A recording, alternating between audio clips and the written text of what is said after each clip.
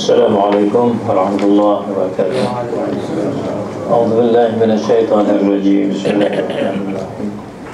Alhamdulillahilladzi arsala rasulahu bil huda wa dinil haqqi liyuzhirahu 'ala ad-din kullih wa kafaa billahi shahida. Asyhadu an la ilaha illallah wa asyhadu anna Muhammadan 'abduhu wa rasuluh. Allahumma shalli wa sallim ala Sayyidina Muhammadin wa ala alihi wa sahbihi wa sallim fil awwalin wal akhirin wa fil mala'il a'la ila al-midin wa ba'du. Segala puji bagi Allah yang mengutuskan Rasulnya dengan bimbingan dan agama yang benar agar ia mengatasi atas agama semuanya, dan memadailah Allah sebagai saksi. Saya menyaksikan bahawa tiada Tuhan yang disembah dan sebenarnya melainkan Allah, dan saya menyaksikan bahawa Muhammad SAW adalah Rasulullah. Ya Allah, kurniakanlah rahmat, kemuliaan dan kesejahteraan pada penghulu kami Muhammad, ahli keluarganya, para sahabatnya, dengan rahmat, kemuliaan dan kesejahteraan dalam kalangan umat generasi dahulu, umat generasi kemudian, serta mereka dalam kalangan al-mala'ul sampai hari kemudian Allah yang melihatkan tolong kita yang Datuk Mengurusi, Datuk Tuan Rumah dan keluarga. Semoga Allah cucurkan rahmat kepada Datuk dan sahabat hari jemaah sekalian. InsyaAllah saya akan berkongsi perbincangan di sekitar tajuk yang ada pada kertas ini, iaitu Gerakan Kebangsaan Malaysia yang Tidak, Bercanggah dan Konsep Asabiyyah yang dilarang oleh Nabi SAW. Kertas ini asalnya dibentangkan di Buksi dalam seminar patriotisme lebih kurang 2 minggu lalu, pada hari Jumaat baru. Jumaatnya satu lagi, dan Jumaatnya satu lagi lusa ya. Hari ini hari depan pada lusa. Saya baca yang pertama pada Al-Wala. Bismillah. Cerma ini terdiri pada beberapa bahagian. Pertama, bahagian tentang sejarah ringkas gerakan kebangsaan yang membawa pada kemerdekaan. Kedua, tentang sebutan tentang hasil-hasil gerakan kebangsaan itu yang membawa pada kemerdekaan dan faedah pembangunan sebagai kemerdekaan, termasuk pembangunan yang jelas dalam segi keagamaan. Ketiga, hujah tentang keabsahan nasionalisme Melayu yang sifatnya tidak terpisah dari agama Islam, walaupun ada tuduhan pengkaji tentang itu. Keempatnya, hujah tentang keabsahan bahawa nasionalisme itu bukannya bersifat sekular dan arti barat, tetapi ada keabsahannya dari segi Islam. Bagian yang berkaitan dengan tuduhan sekularisme juga diberi perhatian dalam nota ini untuk menunjukkan bahawa tuduhan pihak yang membuat kenyataan berlakunya secularization adalah tidak tepat mengikut fakta dan kepahaman yang benar tentang semantik persoalan yang terlibat di dalam huraiannya. Kemudian peranan menjadi imam dengan pengaruh Timur Tengah apa semua saya tak baca lah ya. Kali Jumaat saya baca Datuk Man Abu Bakar ini bidang jalannya. Gerakan pengadukan Islamisme juga 4 atas betul kesinisan Islam lain. Kemudian keenam, tentang Allah setengah orang ketika apa ini negeri Melayu.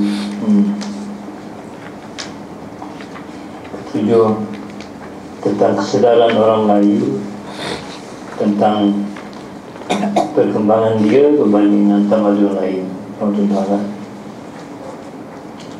Kemudian saya baca peringkat 8. Dengan terbentuknya UMNO dalam tahun 46 nasionalisme Melayu, maka nasionalisme Melayu dan jati diri Melayu menjadi satu. UMNO merupakan pendewasaan nasionalisme politik Melayu. Ia berupa tindakan bila orang lain memimpin nasib mereka, menegaskan jati diri mereka, dan dalam proses itu membentuk masa depan negeri mereka. Tanpa UMNO dan tanpa Bercanggah, hampir pasti bahawa Malaysia yang ada hari ini berdasar pada ketuhanan Melayu tak mungkin berlaku.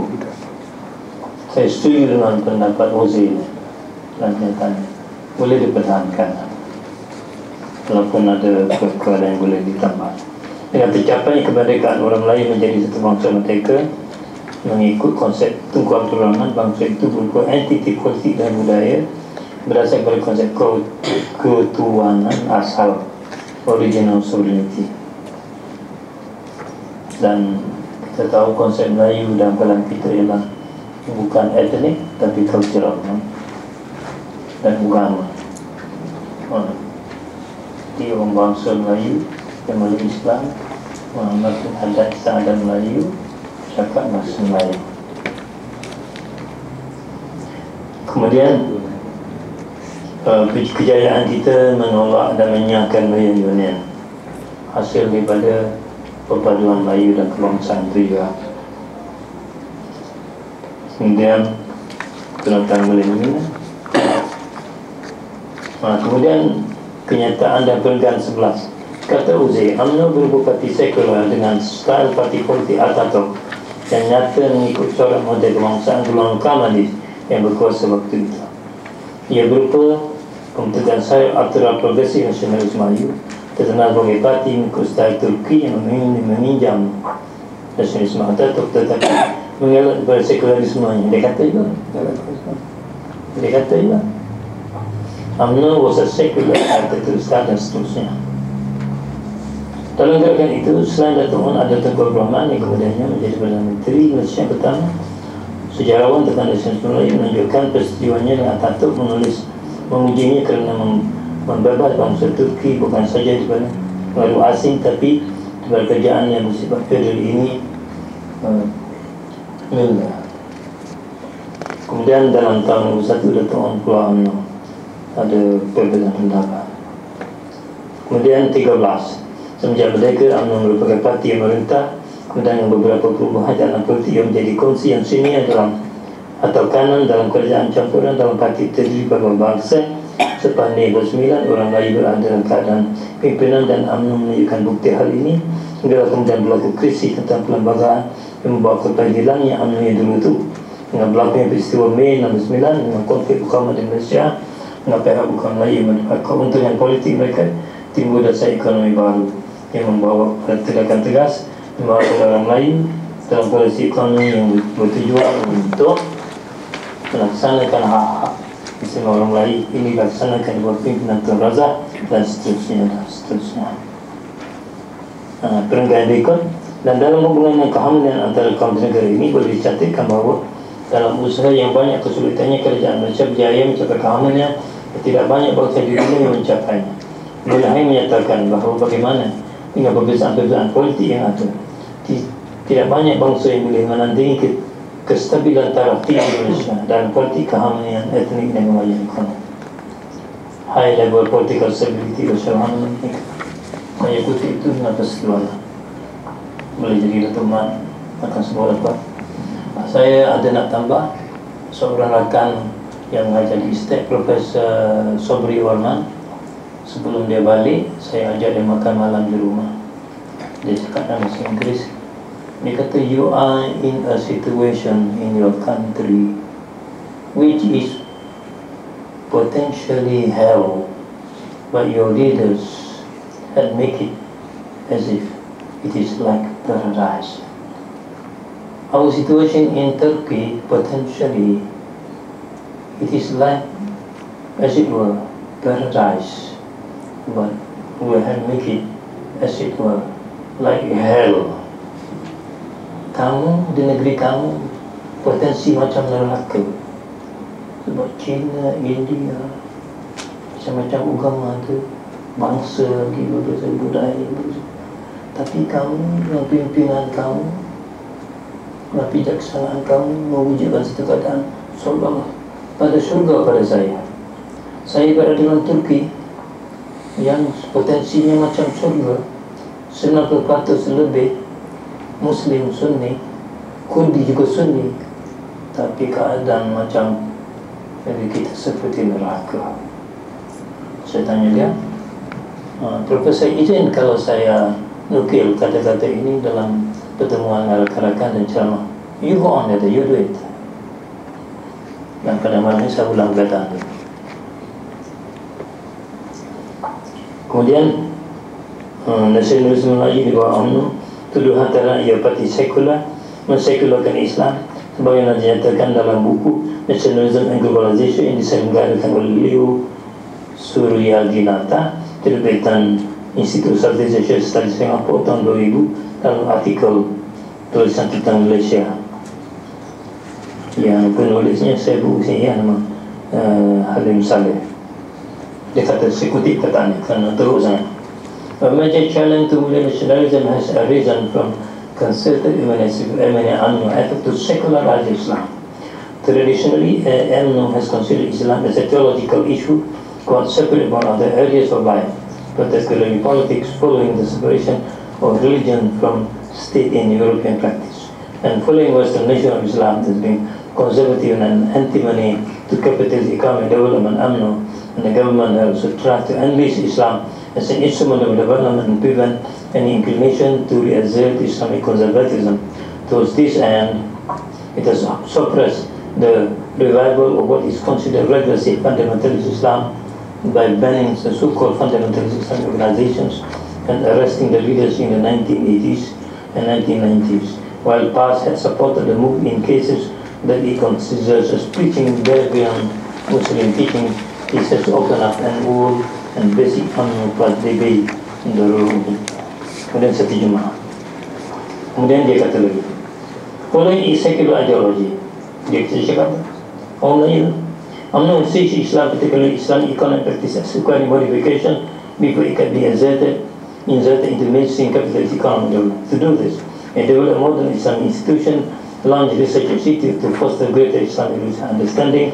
It can increase coverage in the media. It expects transform Islam as an instrument we can integrate Malaysia into a modern capitalist economy. On the other hand, PAS considers Islam as a ontological foundation to develop a total new way of life as a position alternative to capitalism itself, while UMNO has become an eclectic and pragmatic and pursue the idea of re-establishing a modern nation along the model of developed countries today. Saya kira tak betul, kita ada cara kita sendiri. Bringing the debate into the political arena, therefore PAS has accused UMNO of dragging the community into infidelity, whereas the latter has ridiculed PAS as being backward and capable of running a modern government. Itu saya terjemah. Kemudian seterusnya, kemudian mulai peringkat 18 saya jawab. Kalau ditelitikan beberapa fakta berkenaan dengan perjuangan UMNO dan perlembagaannya, terjualan dokumen-dokumen lain, termasuk tulisan yang mempunyai kewenangan tentang sekularisme dan sekularisasi, tidak akan timbul kenyataan tentang perjuangan UMNO adalah bersifat sekular yang didatang dari dasar sekularisme atau berdasarkan sekularisme atau berpunca dari sekularisme. Dan apa yang dilakukannya dalam programnya adalah mensekularkan Islam, sekularisasi Islam dalam erti yang sebenarnya. Ini akan dijelaskan. Sama, ideologi UMNO ideologi sekular berpunca dari sekularisme, berasal dari sekularisme atau diinspirasi sekularisme atau berdasarkan kebalikannya. Kedua, apa itu perjuangan UMNO? Sebagai sebuah parti politik, UMNO adalah dokumen dasar perjuangannya. Sebagaimana juga yang PAS, bahkan ia mendahului PAS, iaitu padukan orang lain sehingga tertolak Melayu, tercapai kemerdekaan, terbangunnya Malaysia, terangkat derajat orang Islam Melayu dan lainnya di negara ini, hingga ia dipuji oleh tokoh antarabangsa dalam OIC. Maka beradab sekali disebut nikmat ini, sebab kita disuruh menyebut nikmat Tuhan walaupun sedikit, apalagi kalau dia banyak. Bahkan sebenarnya kalau kita menyebut, kita tak mampu bilangnya sebagaimana disebut di Quran. Kalau kita wajib yang Allah dah tahu Tuhan, kita tak mahu sebut nikmat, kan datang dari orang yang kita suka. Perlembagaan UMNO menyatakan erti lambang UMNO, pertubuhan kebangsaan Melayu Bersatu, artinya pertubuhan peringkat kebangsaan, bukan pertubuhan mendaulatkan nasionalisme barat sekular. National level Malay organisation, bukannya organisation promoting nationalism in a western style.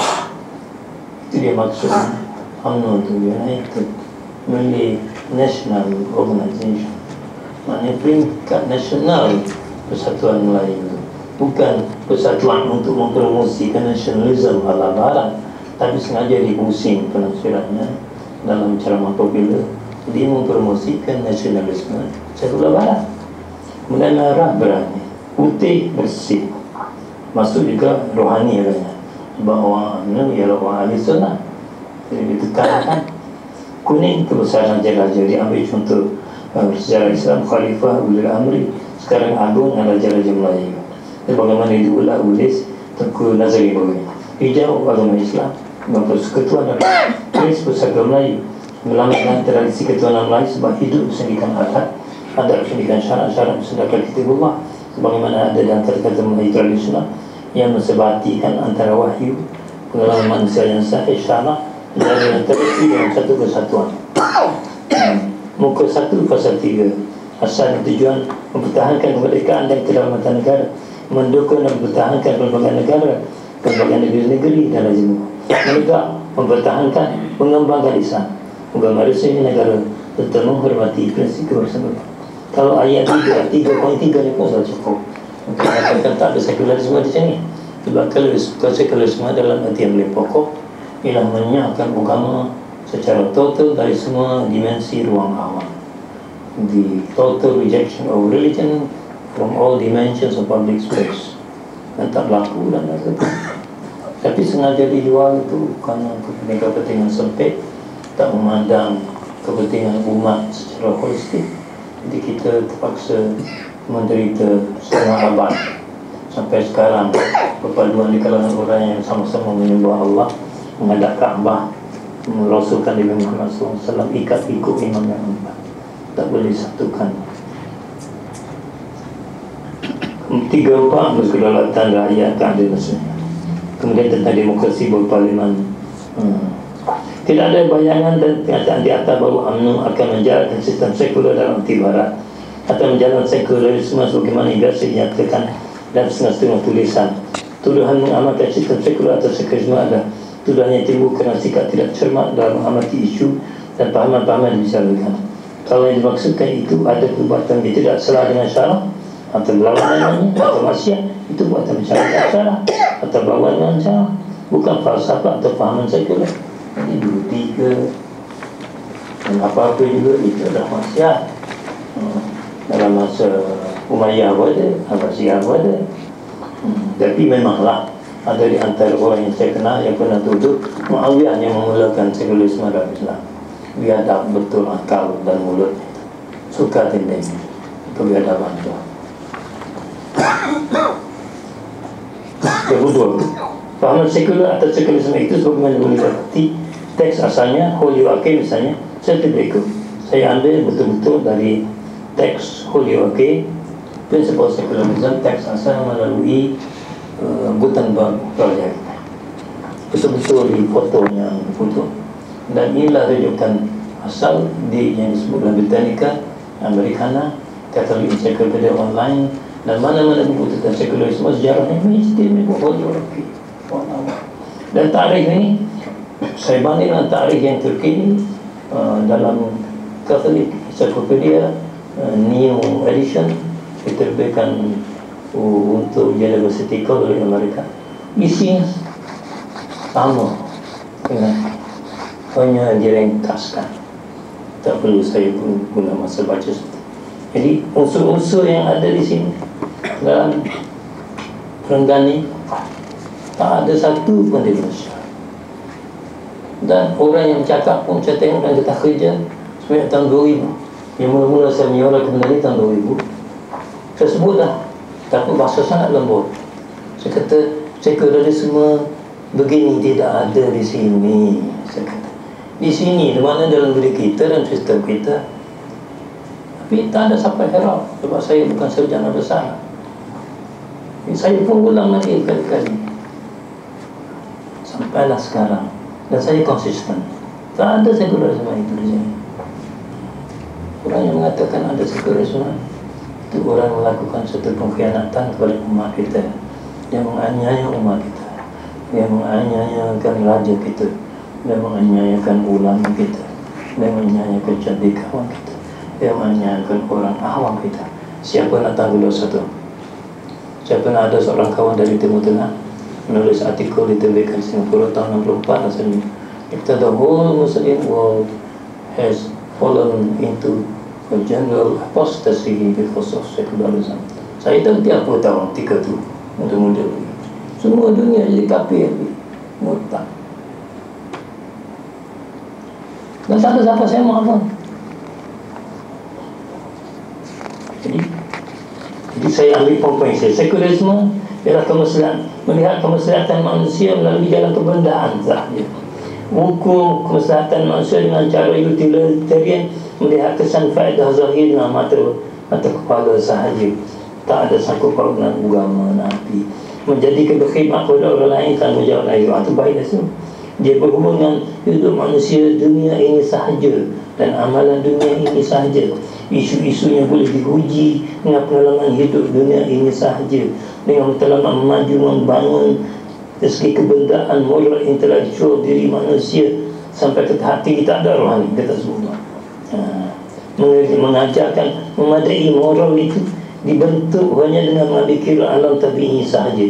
Dia panggil natural morality. Kalau kita kena ikut Quran Sunnah, dia tak ada tak kira. Kemudian satu lagi dia kata, cukuplah dengan itu. Cukuplah kita dengan menepikan Tuhan, agama, akhirat, fahid. Dan dia mempromosikan kebaikan hidup manusia dengan jalan kebendaan semata-mata. Ini semuanya asal untuk setuju bersama. Jadi boleh setuju dengan kelompok sini dan sebagainya itu. Kemudian dia kata lagi, saya reka sekularisme adalah satu susunan siri dasar-dasar yang dimaksudkan untuk memberi bimbingan kepada mereka yang mendapati akidah teologi tak menentu, indefinite, atau tak memadai, atau menganggapnya tak boleh dipercayai, unreliable, yang menjadi ganti bagi teologi. Itu substitute for teologi. Yang sebagian banyak daripada yang menganggap hidup dunia ini keadaannya penuh dengan dosa, tetapi mustahak manusia mesti lalu hidup ini sebagai senario tempat cobaan dan ujian. Kemudian ini saya kena baca. A secularist guides himself the maximum of positivism. Dia bukan kepada ajaran positivism, seeking to discern what is in nature, what ought to be in morals. Okay. Jadi dia dasar positivism. Kemudian saya cepatkan muka dia peringkat berikutnya. Prinsip 3. Sains adalah prinsip menyelamatkan kehidupan manusia yang ada pada kita. Masalah diselesaikan dalam hidup oleh sains tentang masyarakat dengan mencari keadaan yang sedemikian sehingga mustahil manusia menjadi susah atau miskin. Jadi dia cari kebendaan saja. Kemudian ini bukan secularism accepts no authority but that of nature, adopts no methods but those of science and philosophy, respects in particular no but that of conscience illustrated by the common sense of mankind. It values lessons of the past, looks at traditions as presenting a storehouse raw material to thought, and in many cases results of high wisdom for our level, but it utterly disowns tradition as a ground of belief, whether miracles and supernaturalism be claimed or not claimed on its side. No scripture or ancient text can make it a basis of belief, for the obvious reason that their claims always need to be proved and so on. Okay. Jadi tolak kitab suci, tolak kalau kita salafus salih, umat contoh. Itulah tarikh yang asal. Dan kalau kita habis sekarang soft secularism lah, dia bagi dulu secularism, hard secularism, soft secularism pun dari segi erti dan implikasinya sama juga dengan tarikh yang asal. Tetap lagi kepada itu juga. Oleh itu tak adalah asal langsung untuk orang yang beriman kepada Allah dan Rasul yang memahami ajaran Ahlus Sunnah. Nak tuduh oleh ahli kita melaksanakan sekularisme sampai nak baik pun tak boleh sampai sekarang. Berbilang lagi jadi mantra sudah hampir 50 tahun. Sampai seorang tu dia jadi gila, nak kahwin tak boleh pasal keluarga tu tak setuju dengan pasangan dia tu. Dia tahu mak sekular sampai jadi gila.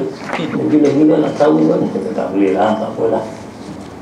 Jadi sampai sekarang bila Kunan 25. Kalau kita merujuk kepada istilah sekularisme dalam Catholic Encyclopedia jilid 2 halaman 363 bersekali dengan secularization hingga halaman 8 juga. Elemen dalam tarikh yang ada dalam tulisan Poliaki ada dalam essay encyclopedia. Demikian juga untuk tarikh dalam Oxford Dictionary of the English Language jilid 9 tahun 70 365 dengan 7 dalam. Jadi jelas dengan merujuk pada huraian dalam definisi istilah ini. Tak boleh seseorang yang mempunyai kalbu yang sejahtera membuat tuduhan melaksanakan faham sekularisme, fahaman sekular atau melaksanakan sekularisasi. Ini kerana sekularisme dan sekularisasi kalau difaham dalam rangka epistemologi Ahlussunnah, ia membuat kekufuran yang jelas, nyata dan murni. Kufur betul-betul. Maha suci Allah, bagaimana ada orang Islam yang boleh membuat tuduhan atas negerinya dan boleh amri sendiri serta umatnya sebagai pihak yang terlibat dalam jenayah yang tidak ada tolak bandingnya. Walhal istilah ini tak dicam dan cermat dan bertanggungjawab. Kita hanya mengeluk dada berdoa untuk kebaikan dan mengharap umat kembali ke jalan kebenaran ini. Dalam istilah secularization dalam Catholic Encyclopedia dalam Dalil Encyclopedia edisi 2 tahun 2003 Washington DC. Secularization antara kenyataannya ialah ia adalah proses kemasyarakatan dan budaya yang dengannya kepercayaan, amalan-amalan serta institusi bukan agama mengambil tempat menggantikan mana-mana dari kalangan itu semuanya bersifat keagamaan dan ruang-ruang kehidupan yang tertentu. Jadi yang agama diganti dengan aktiviti tidak agama dalam institusi. Katakan sekolah agama, yang ajar agama ganti ajar matematik, bahasa Inggeris. Masjid ganti buat museum. Itu dia. Betul. Guru agama jangan ajar agama, tapi ajar cilik. Baru kita boleh kata secularization has taken place in Malaysia. Kalau tidak, no way. Tak ada jalan. Tak ada jalan orang yang tuduh ni. Na'udzubillah min zalik. Na'udzubillah min zalik. Dia tak fikir apa yang dia sebut, dia tulis. Dengan demikian itu, ia berupa satu aspek ke arah pengelainan differentiation structure dalam masyarakat. Terangnya kelihatan manifestasi dan lahir institusi spesifik untuk menyelesaikan masalah tentu. Dalam proses sekularisasi hilangnya fungsi-fungsi sekular pada kumpulan-kumpulan keagamaan seperti kumpulan padri. Berlaku selarinya hilang fungsi keagamaan yang ada pada institusi sekular. Dia hilang mana aspek agama hilang, diganti dengan yang tidak agama. Sama ada dalam institusi agama sendiri atau institusi yang tidak agama yang dulunya ada aspek agama dibuang agama. Itu makna secularization dalam arti yang baku. Dalam encyclopedia, semua encyclopedia terkecuali. Kalau dipasangkan arti seperti itu pada masyarakat kita, penulis ini merasakan bahawa institusi-institusi bukan agama dasarnya yang mengambil alih apa disebut agama tidak ada berlaku. Masjid-masjid masih berjalan dengan fungsinya tanpa perubahan. Ada penambah, banyak lagi, mengajar lagi, guru-guru ditambah lagi. Itu sekolah agama pun ditambah pada masjid lagi. Itu bukan agama, bukan ialah fungsi agama, bahkan dia bertambah fungsi agama. Katakan sekolah-sekolah yang bukan sekolah agama, dia masuk ke dalam belajar agama. Amalan semuanya berjemaah dulu tak ada, sekarang dia buat sekolah. Hanya belum cukup dikatakan, proses itu belum disempurna. Dalam angkatan tentera dan polis masuk belajar agama, biasanya Universiti Islam dan Islam ada orang-orang malas lakukan itu kalau peribadi.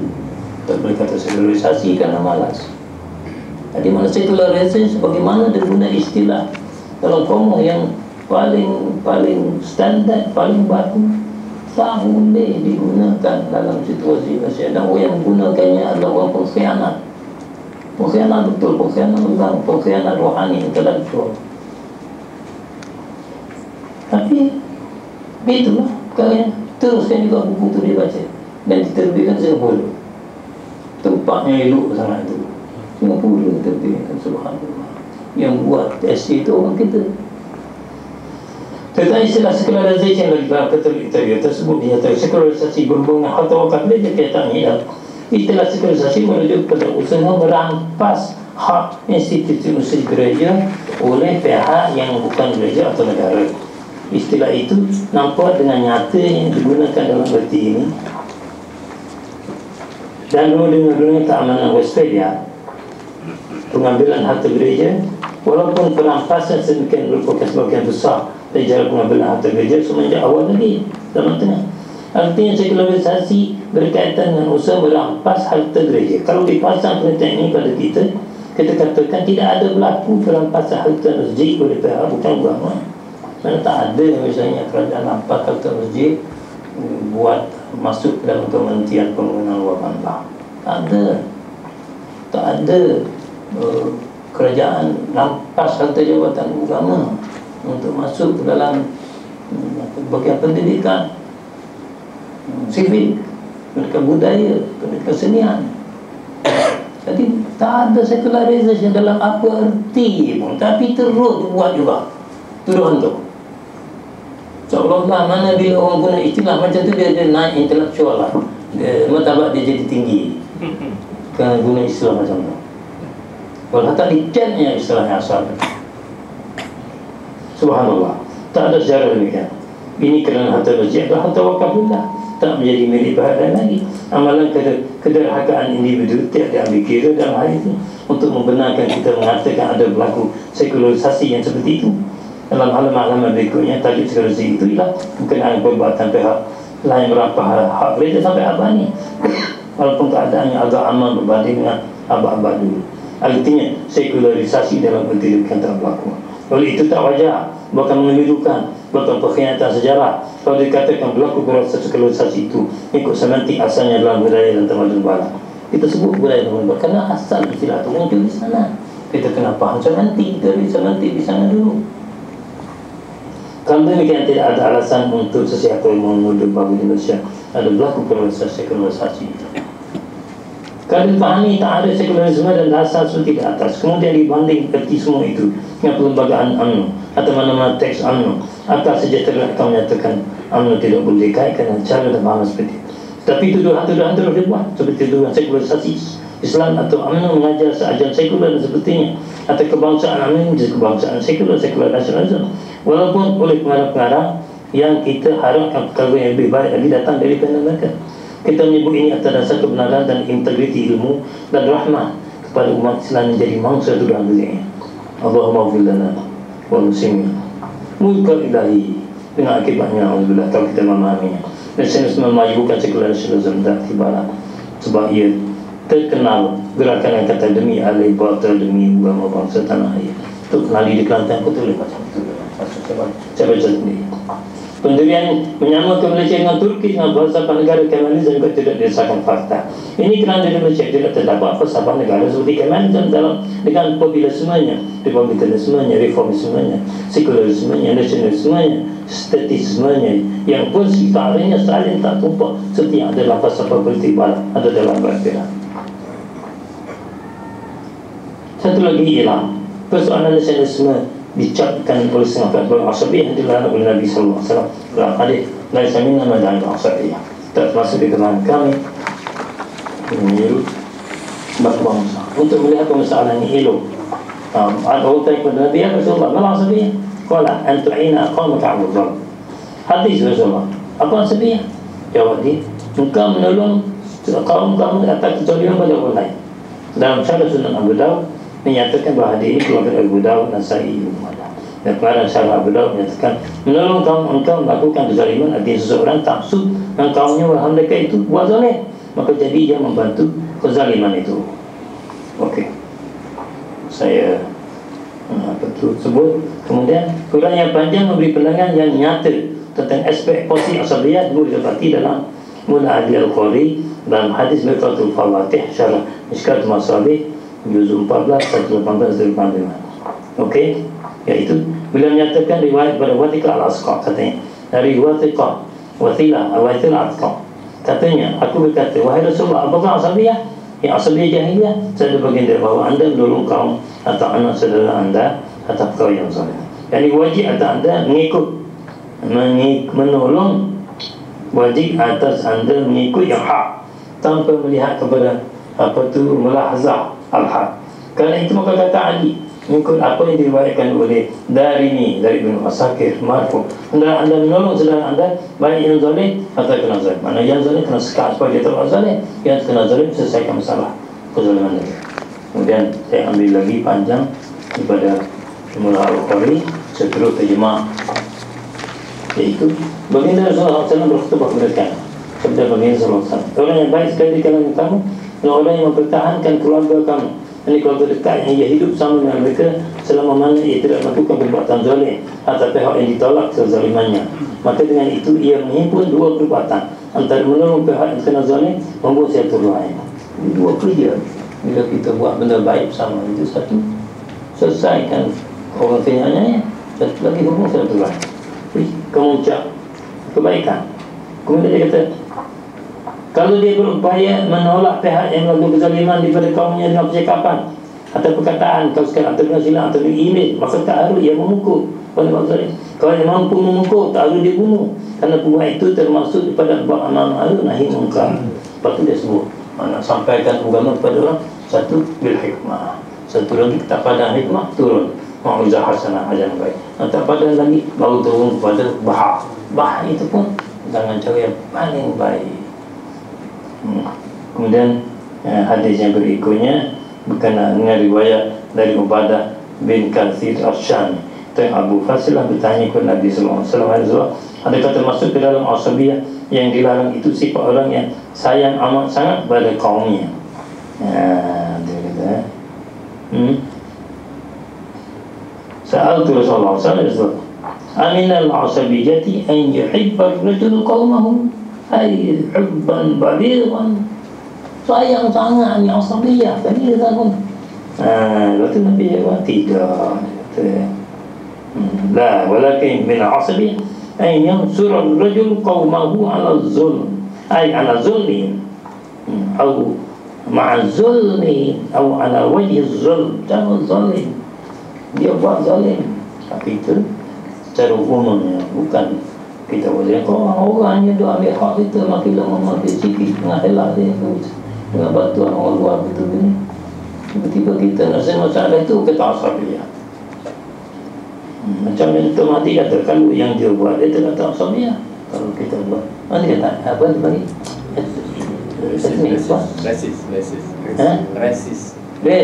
resis. Baik. Kemudian berkenaan dengan penting identity 35. Jadi identity saya tak akan baca besok. Saya ambil pada Said Nursi gunakan istilah positive nationalism. Dia berceramah di Damcik tahun awal abad 20. Dia kata identiti agama dengan bangsa itu identiti yang paling tinggi sekali, the highest form of identity. Kalau di barat, identiti dia dengan bangsa itu rendah. Tapi kita bila identiti bangsa kita bersekali dengan agama, itu identiti yang tinggi. Mana identiti bangsa Melayu ini tinggi. Dari mengikut teori sangat bersih, mengikut ceramah dia awal abad 20 dan Damascus Salman, boleh baca sehingga. Dan kalau pergi lagi betul, tapi jangan buat zalim, sudah tentu ya. Balik Zaman 38 juga, balik Zaman 37. Ini bagus balik Zaman ni. Dia puji ya. Asalkan jangan buat zalim. Kemudian tentang Ibn Khaldun, saya kata Ibn Khaldun memuji Asabiyyah yang positif ni dalam peringkat 39. Saya ringkaskan, iaitu dia kata kena ada Asabiyyah ni sebab Nabi pun ada disebut dalam hadis, Allah tidak bangkit Nabi melainkan dia dalam bantuan kekuatan bangsanya. Jadi hujah dia berkata, kalau Nabi yang ada mukjizat tu dihantar oleh Tuhan dengan backing bangsa, maka kita manusia biasa yang tidak bermukjizat lagi-lagi perlu backing bangsa. Tanpa backing bangsa tak berjaya. Lalu dia beri satu contoh Ibn Al-Qasi dalam sejarah apa tu dakwah. di Afrika Utara tak berjaya, tak ada backing. Kemudian dia ulas tentang Al-A'immatu min Quraisy yang disebut dalam Al-Mawardi Keakamstania. Imam-imam Quraisy maksudnya satu, ialah makna Quraisy betul-betul waktu Quraisy itu berkuasa. Kemudian pada masa kemudian, mana-mana bangsa yang mempunyai Asabiyyah positif yang kuat, seperti kemudian Turki, maka Turki berjalan kerajaan daripada abad permulaan sampai kepada awal abad 20 sehingga jatuh. Dan itu sah dari segi teori Islam, sah. Jadi saya baca ringkasannya betul, kesimpulannya 40. Sebagai kesimpulan jelas boleh lihat bahawa gerakan kebangsaan atau kebangsaan adalah negara ini, dan ini bukan gerakan membawa kepada kemerdekaan, memajukan negara ini hingga ia menjadi sebutan baik dan negara wahisi. Ada kebangsaan positif boleh pertahankan keabsahannya segi Islam. Ia juga bukan bersifat sekular atau membawa pada sekularisasi Islam sebagaimana dituduh oleh setengah pihak yang kurang cermat dalam ulasannya. Ia juga bukan bersifat rasis, bukan ia terlalu tolak hingga haknya sendiri banyak yang terhakis bagaimana biasa dibicarakan. Tetapi pihak lain menyuarakan tak puas hati. Itu adalah kerana pihak orang Melayu tidak bersatu dan menunjukkan sifat-sifat positif dalam Asabiyyah yang baik antara semua mereka untuk menjadi contoh keunggulan yang diharapkan. Perpecahan mereka nampaknya kerana kekeliruan satu pihak untuk memahami hakikat yang sebenar berhubungan dengan sekularisme dan nasionalisme yang selalu disebut-sebut. Dari satu pihak lagi tidak muncul huraian yang menyakitkan pihak yang lain, dan ditambah pula dengan faktor-faktor pihak-pihak yang menangguk di air keruh dan konflik kepartian yang diwarnai dengan semangat dan psikologi massa. Itu semua memainkan peranan dalam memecah belahkan umat. InsyaAllah ini dapat diselesaikan, amin. Sebab penyakit itu ada banyak, kecuali pihak yang berkenaan memilih untuk menyebut mahu datang kepadanya. Allahumma salli ala Muhammad. Dan akhirnya nak betul sungguh dan berijak. Yang ni betul lampiran tentang Turki. Saya ambil daripada laman web Pakistan, tapi putus jalan itu sama saja. Akhirnya saya nak tutup dengan Allah Ta'ala, gabungkan ittaqullah ini dengan bertakwa untuk menjaga silaturahim dalam ayat A'udzubillah. Ya ayyuhalladzina amanu taqullaha allazii tasaaluna bihi wal arham. Wahai orang yang beriman, bertakwalah kamu kepada Allah yang dengan menyebut namanya kamu saling meminta ditunaikan hajat kamu, dan bertakwalah menjaga silaturahim. Di dalam ayat yang sangat saya baca berpikir mencengangkan, Allah menggabungkan antara ittaqullah dengan ittaqu jaga rahim. Maknanya tidak mungkin orang cakap ittaqullah tiba-tiba musnah silaturahim. Kalau cakap tentang ittaqullah tapi musnah silaturahim, itu bukan takwa betul, itu bukan ittaqullah betul. Itu benda masuk hal lain. Ittaq berpisah dua tu. Sama juga bersyukur, anishkurli wali walidaik. Syukur pada aku dan dua ibu bapa kamu. Kemudian syukur kepada Tuhan dan manusia digabung dalam satu hadis, man lam yashkurin nas lam yashkurillah. Siapa dia tak syukur sama manusia, dia tak sempurna syukur dengan Allah. Wassalamualaikum warahmatullahi wabarakatuh.